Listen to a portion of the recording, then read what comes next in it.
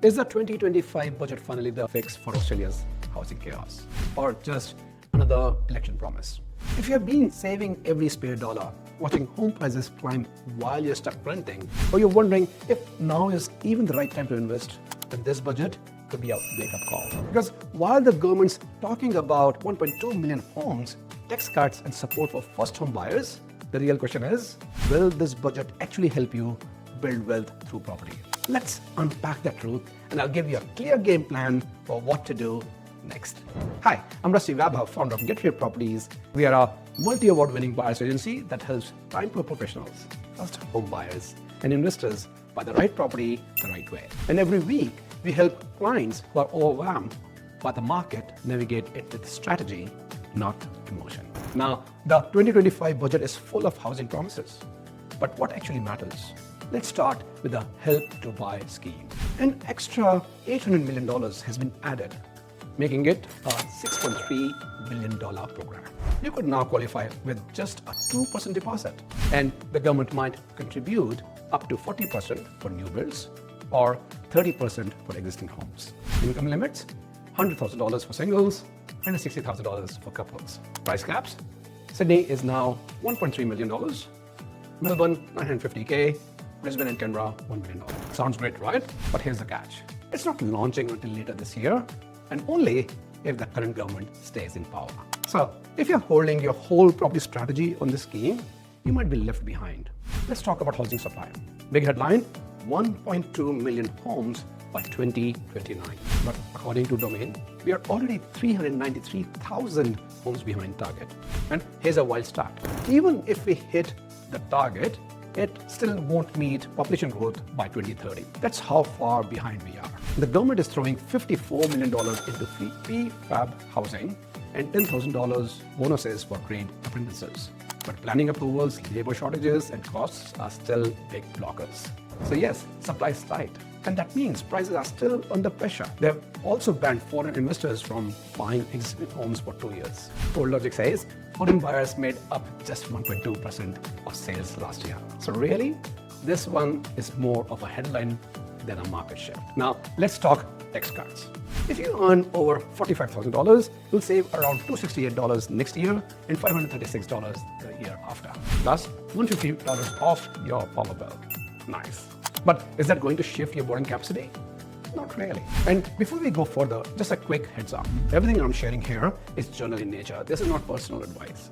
We work with clients to customize strategy based on their situation. So please speak to your advisor or broker before making any decision. And hey, if this is helping you think clearer about property, do me a favor. Give this a like and hit subscribe. It really helps more people get access to clear, unbiased info. Now, who actually benefits from this budget? Let's start with first home buyers. On paper, the new caps and shared equity make property more accessible. But here's the truth. Real progress comes from action. One of our clients, Rohan, was renting in Sydney and felt completely stuck. We built a rent vesting plan. He bought in a high growth pocket in Queensland while continuing to rent in Sydney. Fast forward 2 years, he's sitting on nearly $150,000 in equity.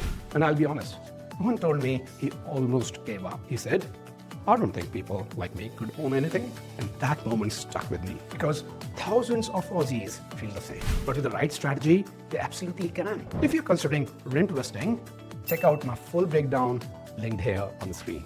Now, for investors, this is where things are heating up. Vacancy rates in Brisbane, Perth, and Adelaide are under 1%. Rents are rising fast. Fewer buyers in the market, more yield, less competition. We are helping clients lock in 5% plus yields in high demand suburbs with infrastructure investments and low risk of oversupply. Check out my video on the top risks in property investing and how to avoid them. Linked up here. Now, what do you reckon? Should the government be doing more for investors? Or are we better off staying out of their way? Let me know below in the comments. Now, if you are sitting on equity and thinking about upgrading or diversifying, now could be your best chance in years. Interest rates are expected to come down. Construction is lagging behind and population growth is surging. If you've got equity, don't let it sit idle. One of our clients, Emily and Sam, used their savings to invest in Queensland property. Less than 14 months later, they've gained over $120,000 in equity. That's what buying well can do. So what should you do now? If you are a first home buyer, get pre-approval ready and explore your options. If you're an investor, focus on yield, low vacancy, and infrastructure-backed suburbs. If you have got equity, map out your next step before prices shift again. And if you are unsure where to start, that's where we are here for. At GetRate Properties, we help our clients buy well, not just buy anything. We have had over 50 new plans booked in the past month, and with rates expected to shift again, now is the time to act. So if you're serious about growing your wealth through property, book your free strategy call now. No pressure, just clarity, backed by real data and experience. Link is in the description below. And before you go, I've got a question for you. If you were in charge of fixing Australia's housing crisis, what's the one thing you would do differently? Drop in the comments. I'll be replying to as many as I can. And if you want more tools in your investor toolkit, check out these next videos. Negative gearing, should you still count on it? Should you pay LMI or not? And debt recycling explained simply. Thanks for watching, and I'll see you in the next one.